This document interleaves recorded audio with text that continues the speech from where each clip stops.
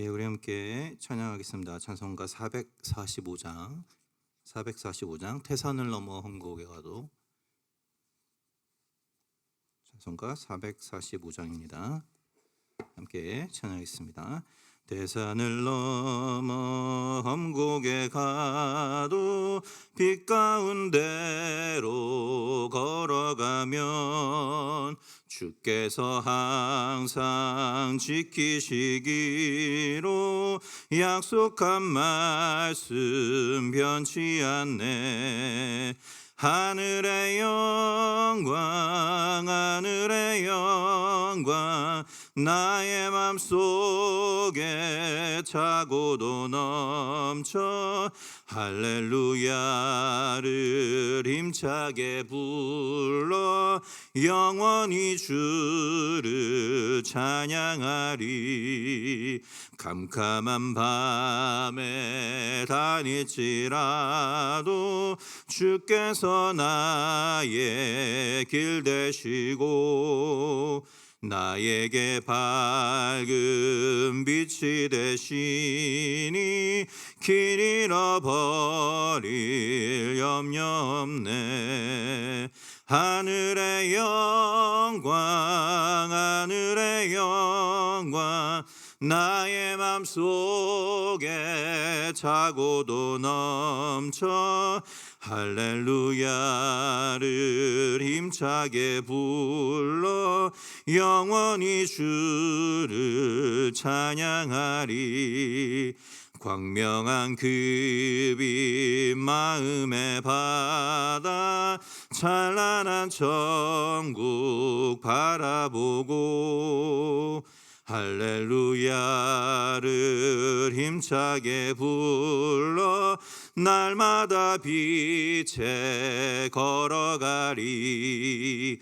하늘의 영광 하늘의 영광 나의 맘속에 차고도 넘쳐 할렐루야를 힘차게 불러 영원히 주를 찬양하리. 하나님 주 감사를 드립니다. 오늘 이 아침에도 우리를 기억하여 주시고 함께 모여 주의 말씀으로 하루를 시작하게 하심이나요 감사를 드립니다. 오늘 이 시간이 우리에게 주님이 허락하신 영원한 하나님의 나라를 기억하는 시간 될 수 있도록 도와주시고 하나님 주의 음성을 듣고 깨닫고 변화되는 저희들 되게 하여 주셔서 오늘 하루로 주의 말씀으로 승리하는 저희들 되게 하여 주시옵소서. 말씀을 나눌 때 우리의 닫힌 귀와 닫힌 마음을 열어주셔서 주님의 음성을 깨달을 수 있는 저희들 될 수 있도록 도와주시고 하나님 또 이 말씀을 듣고 끝나는 것이 아니라 이 말씀을 붙잡고 하루를 주의 백성답게 살아갈 수 있는 저희들 되게 하여 주시옵소서. 감사합니다. 예수님의 이름으로 기도하옵나이다. 아멘. 예, 오늘 함께 나눌 말씀 우리 에스라서 6장 에스라 6장 13절에서 15절까지 보도록 18절까지 보겠습니다. 에스라서 6장 13절에서 18절까지 말씀 같이 보도록 하겠습니다. 찾으셨으면 제가 봉독해 드리도록 하겠습니다. 다리오 왕의 조서가 내림에 유브라데 강 건너편 총독 다뜨네와 스달보스네와 그들의 동관들이 신속히 준행하니라.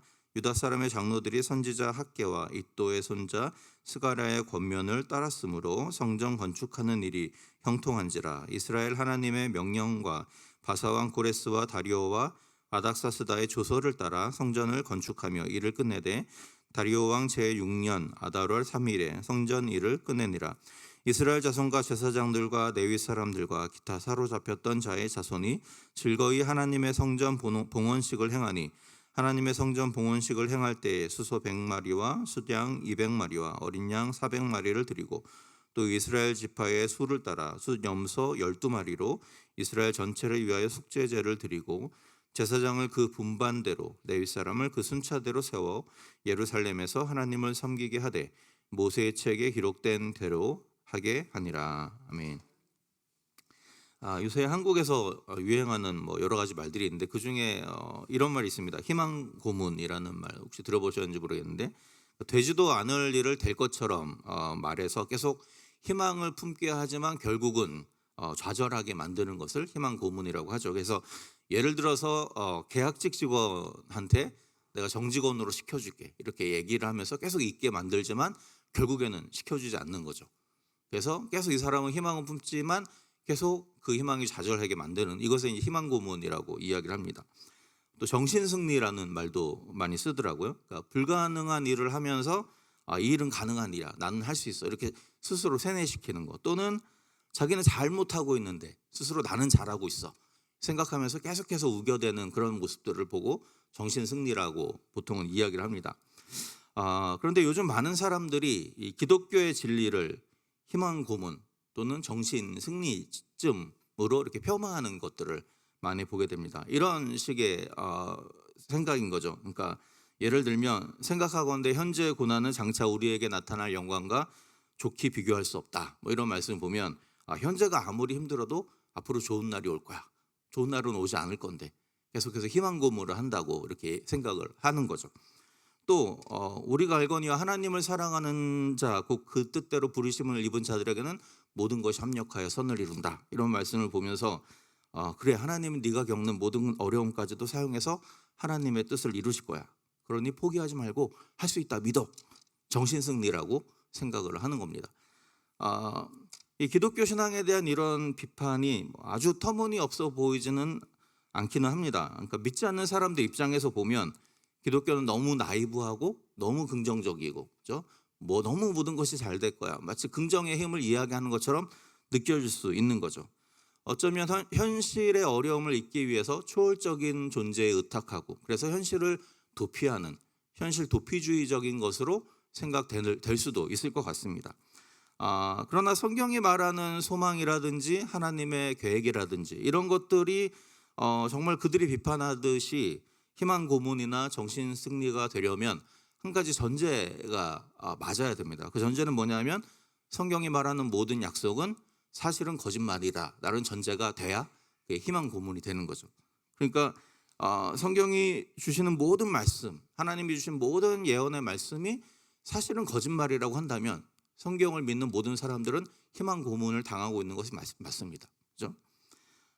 그러나 반대로 성경이 주신 모든 하나님의 예언들이 실제로 이루어지고 성취되는 것이라고 한다면 우리는 그것을 희망 고문 정신 승리쯤으로 폄하할 수는 없는 일이죠. 왜냐하면 그것은 진정한 희망과 진정한 승리를 가져다 주기 때문에 그렇습니다. 에스라와 느헤미야에 기록된 이스라엘의 성전 재건, 성벽 재건 사건도 사실 이스라엘 백성들에게는 처음에는 희망 고문처럼 느껴졌을 가능성이 큽니다.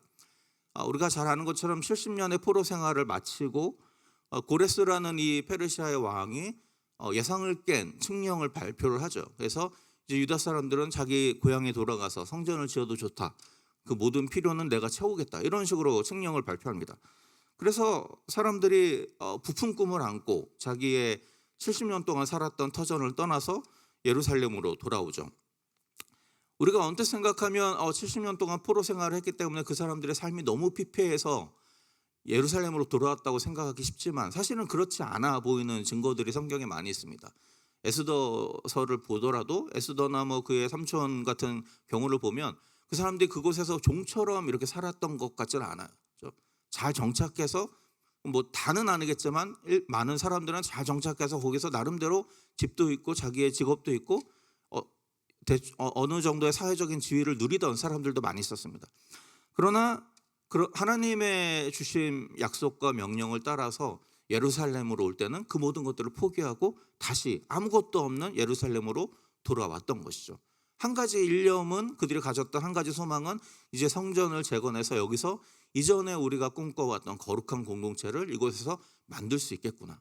이런 어떤 신앙적인 염원을 가지고 돌아온 것이죠. 그런데 하나님의 말씀으로 아주 기적적인 방식으로 돌아와서 성전을 재건하기 시작했지만 뜻대로 잘 되지 않는 거죠.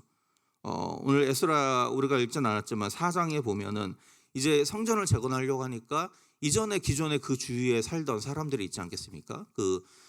사마리아 성에서 그 아수르에게 북이스라엘 패배했을 때 아수르 왕이 그쪽에 이주시켜서 살았던 수많은 이방인들과 섞여 살던 사람들이 이제 위기 의식을 느끼는 거죠. 이제 여기다가 저 사람들이 성전을 건축하면 우리와 대적이 될 것이고 우리를 되게 힘들게 할 것인데 저걸 그냥 놔둘 수는 없겠다 해가지고 자꾸 방해를 하죠. 우리도 끼워달라, 우리도 하나님을 섬긴다 막 이러니까 너희는 안 된다 하니까 방해 공작을 시작을 합니다. 그래서 그 방해 공작을 통해서 고레스 시대부터 다리오가 즉위할 때까지 4장 5절에 보면 관리들에게 뇌물을 주어서 그 계획을 막았다라고 이야기합니다. 구체적으로 어떤 뇌물을 어떻게 줬는지는 모르겠지만 아마도 성전이 지어지려면 수많은 자재들이 들어와야 되는데 그 자재들을 통과하는 아마 길목을 막았던 것으로 보입니다. 그러면 이제 아무리 열심히 하려고 해도 자재들이 없으니까 성전 건축이 지연될 수밖에 없는 거죠.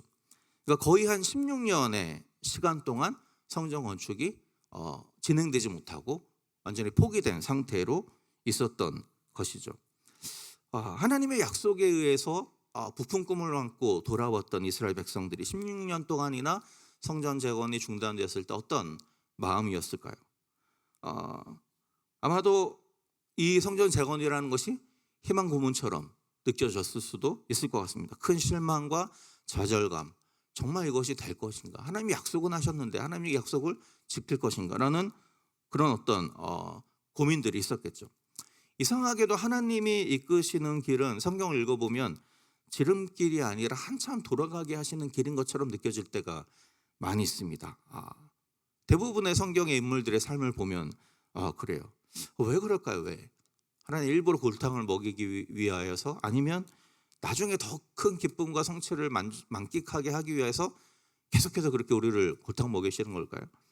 아마도 그것은 하나님이 일부러 그러시는 것이 아니라 이 세상에 여전히 존재하는 죄의 세력 때문일 가능성이 큽니다. 오늘 본문에서도 이스라엘의 성전 건축을 막은 것은 하나님이 아니라 주변의 이방 민족들이었죠. 이스라엘에 대한 경계심, 질투, 이스라엘 섬기는 하나님에 대한 막연한 두려움, 이런 것들 때문에 어떻게든지 하나님의 일들을 막아보려고 애쓰는 세력들이 계속해서 존재하는 것이죠. 마찬가지로 우리가 살아가면서 겪는 수많은 문제들과 위기들도 많은 경우는 이 땅에 여전히 존재하는 어떤 죄의 결과들인 경우가 많이 있습니다. 그 죄의 영향력은 주님이 다시 올 때까지 없어지지 않을 것이기 때문에 아무리 하나님의 약속으로 부름받은 하나님의 백성이라 할지라도 시시각각 찾아오는 문제와 어려움들을 피할 방법은 없는 것이죠. 그러면 이렇게 우리 삶에 끊임없이 문제가 생긴다는 사실이 하나님의 약속이 희망 고문에 불과하다는 것을 증거하는가? 그렇지 않다라는 것이죠. 이 세상에 수많은 문제들이 끊이지 않지만 하나님은 그 모든 과정 속에서도 포기하지 않으시고 하나님의 뜻을 이루어 가시는 분이시기 때문에 그렇습니다. 이 사실을 우리가 읽은 오늘 이 6장 13절에서 15절에서 발견하게 되죠. 오늘 본문 6장 13절에서 15절을 보면 이 16년이나 멈춰 있었던 성전 건축이 어떻게 재개되고 또 4년이라는 빠른 시간 안에 완성될 수 있었는지 그 이유를 두 가지로 설명합니다. 14절에 보면 이렇게 말하죠. 유다의 사람의 장로들이 선지자 학개와 이도의 손자 스가랴의 권면을 따랐으므로 성전 건축하는 일이 형통한지라. 그러면서 이렇게 말하죠. 이스라엘의 하나님의 명령과 바사왕 고레스와 다리오와 아닥사스달의 조서를 따라 성전을 건축하며 일을 끝냈다. 두 가지를 이야기하죠. 하나님의 명령을 따라서 그리고 왕들의 조서를 따라서. 하나님의 명령을 따라서 성전을 건축했다라는 말은 그 5장에 보시면요. 성전 재건의 시작이 어떻게 되었냐면 학개와 스가랴 선지자를 통해서 주신 하나님의 말씀을 사람들이 듣고 다시 각성하게 됩니다. 그리고 나서 성전 재건을 시작을 하게 되죠. 그 말씀이 어떤 말씀이었는지 오늘 본문에 나와 있지는 않지만 학개서에 따르면 그 내용은 이런 내용이죠. 너희가 이런 여러 가지 외적인 한계 때문에 성전 건축을 포기하고 그저 먹고 사는 일에만 치중하는 것이 올바른 일이냐? 하나님이 책망하시는 장면이 나옵니다. 그러면서 성전을 빨리 지어라. 그리고 나서 이 성전을 통해서 하나님이 이루실 놀라운 하나님의 계획들을 보여주시는 장면이 나오게 되죠. 이 말씀에 도전을 받은 이들이 다시 힘을 내어서 성전을 재개를 하게 됩니다. 이번에도 성전을 짓는 것에 방해가 있었어요. 하지만 이 방해는 하나님이 이전에도 그랬던 것처럼 다리오 왕이라는 왕의 조서를 통해서 해결을 합니다. 그러니까 오늘 본문에 보면 이 성전을 다시 재개하니까 이 주변의 사람들이 또다시 다리오 왕에게 탄원서를 보냅니다. 탄원서 내용이 뭐냐면 이 사람들이 성전을 지으면서 이것이 예전에 고레스라는 왕이 준 명령에 따라서 짓는다고 하는데 우리가 보기에는 거짓말인 것 같다. 당신이 한번 확인해보고 이 사람들의 성전 짓는 것을 막아달라, 이런 탄원서를 올리게 되죠. 흥미롭게도 이 다리오 왕이 우연치 않게 수십 년이 지났으니까 옛날에 뭐 이렇게 컴퓨터가 있는 것도 아니고 이렇게 사본을 이렇게 해서 어디다가 보관을 해놨겠죠. 근데 우연치 않게 그 사본을 발견을 하게 됩니다. 고레스의 칙령의 사본을. 그리고는 성전의 건축을 막아달라는 어떤 탄원서의 내용과는 반대로 성전 건축에 필요한 모든 것을 지원하면서 이 성전 건축을 막지 말아라. 막는 모든 사람은 그 사람의 집의 들보를 빼어서 거기에 내가 그를 매달 것이다. 이런 식으로 칙령을 내리게 되죠. 이 내용을 통해서 본문이 보여주는 중요한 사실이 있습니다.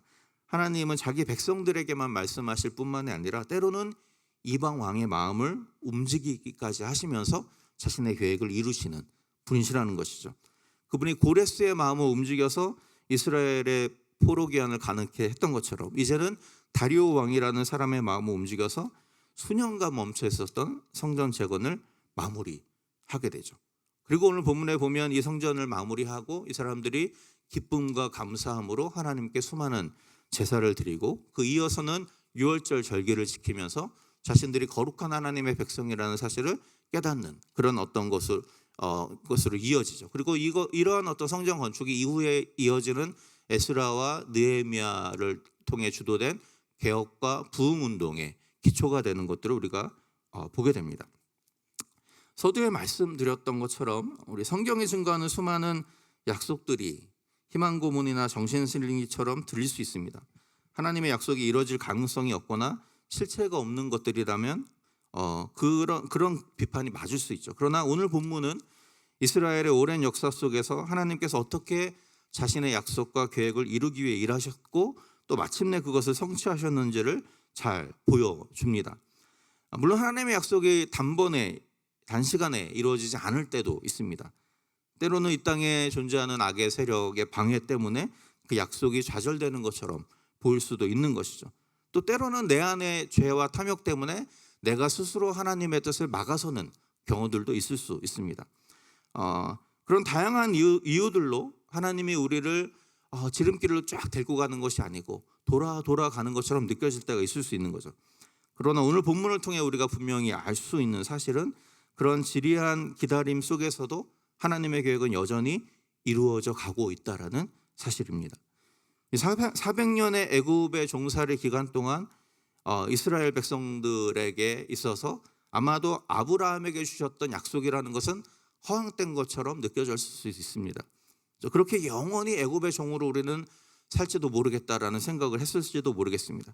그러나 400년의 기간 동안 하나님은 애굽에 갈 때 70명에 불과하던 사람들을 수백만으로 늘려주시죠. 그러니까 그들의 눈에는 보이지 않았지만 하나님은 미래에 이 하나님의 백성들을 거룩한 하나님의 거대한 백성으로 만들기 위하여서 거기서도 하나님은 일을 하고 계셨다라는 것이죠. 70년의 포로 기간도 마찬가지로 이스라엘에게 있어서는 우리가 이제 망했구나라는 것처럼 느껴졌을 수 있지만 그 70년의 포로 생활의 기간을 통해서 하나님이 이스라엘에게 이전에 왕조 기간에 이스라엘에 저질렀던 모든 죄로부터 그들을 회개시키시고 그들을 거룩한 하나님의 백성으로 변화시키는 작업들을 했던 것이죠. 완전히 망한 것처럼 보였지만 하나님이 여전히 그 속에서도 일하고 계셨던 것입니다. 마찬가지로 성전 재건의 이야기도 오늘 이야기를 다루는 에스라에서도 동일한 일이 반복되는 것이죠. 모든 것들이 멈춰버렸다고 생각되는 그때, 모든 소망이 끊어져 버렸다고 생각되는 그때, 하나님 나를 외면하시는 것처럼 느껴지는 그때에도 하나님은 여전히 그들 속에서 일하고 계셨다는 것이죠. 마침내 하나님의 약속을 이루셨다는 것입니다. 하나님의 이 끈질긴 사랑을 무엇보다 가장 잘 보여주는 사건은 사실은 예수 그리스도가 이 땅에 오신 사건이죠. 아담의 그 첫 인류가 시작한 죄의 문제, 죄로 인한 여러 가지의 결과들을 끊어내기 위해서 하나님이 이미 아담과 하와에게 약속하신 것이죠. 뱀이 여자의 자손의 발꿈치를 상하게 할 것이고 여자의 자손은 뱀의 머리를 상하게 할 것이다. 예수 그리스도의 죽음과 부활에 대해서 선언하는 것이죠. 예수 그리스도께서 십자가에 달리실 때 사단은 예수 그리스도의 발꿈치를 상하게 했을 뿐이지만 예수 그리스도께서 부활하심으로 말미암아 예수 그리스도는 사단의 머리를 상하게 하시고 최종적인 승리를 쟁취하게 되는 것이죠. 그리고 그렇게 부활하신 예수 그리스도를 믿음으로 고백하는 모든 이들을 죄의 굴레로부터 해방시켜 주신 것입니다.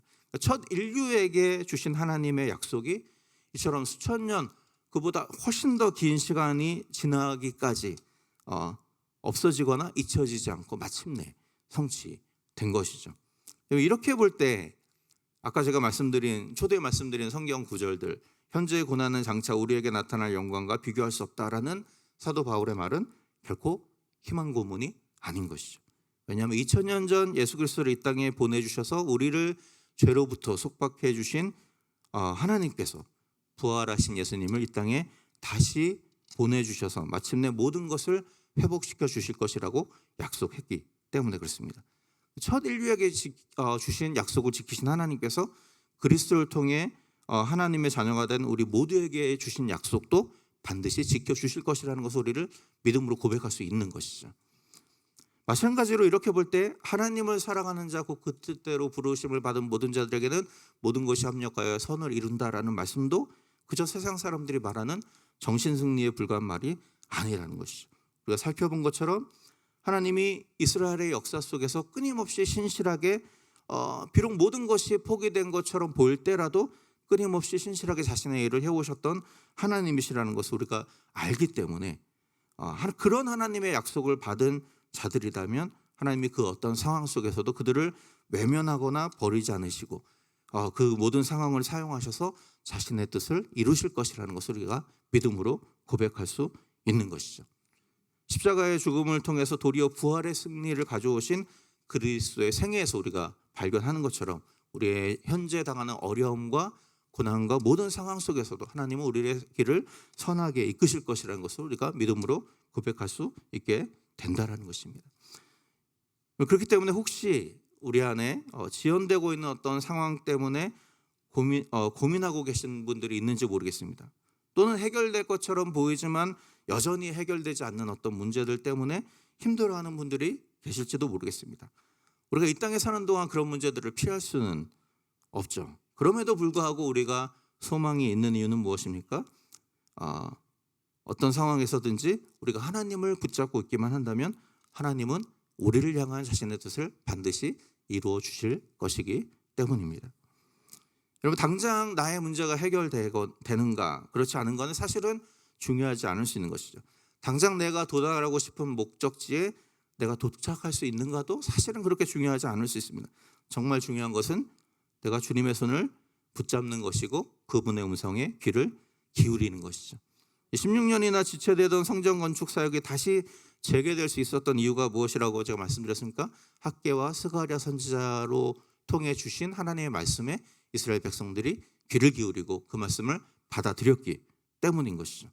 우리가 이렇게 우리 삶을 이끄실 하나님을 신뢰함으로 하나님과 함께 동행할 때 하나님은 이스라엘 백성들이 오랜 기다림 끝에 경험했던 그 놀라운 구원과 회복을 우리 삶 속에서도 경험할 수 있게 해주실 것입니다. 이 믿음을 가지고 오늘도 주님 안에서 영원한 소망을 바라보며 살아가는 우리가 되기를 소망합니다. 비록 우리 인생에 여전히 많은 장애물들과 어려움들이 존재한다 할지라도 주님은 어떤 상황 속에서도 우리와 함께 일하실 것입니다. 이 믿음을 가지고 오늘도 주님과 함께 승리하는 저와 여러분들 될 수 있기를 주님의 이름으로 부탁을 드립니다. 기도하겠습니다. 사랑해 주님, 오늘 이 에스라서의 성전 건축과 그 성전 건축의 사역이 중단되었다가 다시 재개되는 모든 과정들을 통하여서 하나님 우리에게 주신 약속을 신실하게 이행하시는 하나님이신 것을 우리가 다시 한번 살펴보게 됩니다. 하나님, 우리의 마음속에 이 믿음을 다시 한번 회복하게 하여 주시고, 우리가 당하는 여러 가지 삶 속의 문제들과 어려움 속에서 때로는 좌절하고 낭망할 때가 많이 있지만, 그럼에도 불구하고 우리의 삶 가운데 놀라운 계획을 가지고 계신 그 하나님의 놀라우신 은혜를 기억하면서 다시 한번 새 힘을 입어 주님과 동행하는 삶을 위하여 살아가는 저희들 될 수 있도록 주께서 축복하여 주시옵소서. 주님, 이 소망의 아버지 비전을 우리가 놓치지 않기 위해서 끊임없이 주의 말씀에 귀 기울이고 주님의 손을 붙잡는 삶을 살아가기를 원합니다. 오늘 하루 새롭게 시작하는 우리의 삶의 현장 속에서 주님의 손을 붙잡고 주의 음성에 귀를 기울이며 주님이 원하시는 길로 걸어가는 일에 힘쓰는 저희들 되게 하여 주시옵소서. 그래서 마침내 하나님 우리 가운데 주시는 놀라운 약속들이 성취되는 것을 경험하며 하나님께 영광을 돌리는 우리의 인생 될 수 있도록 주께서 축복하여 주시옵소서. 감사합니다. 예수님의 이름으로 기도하옵나이다.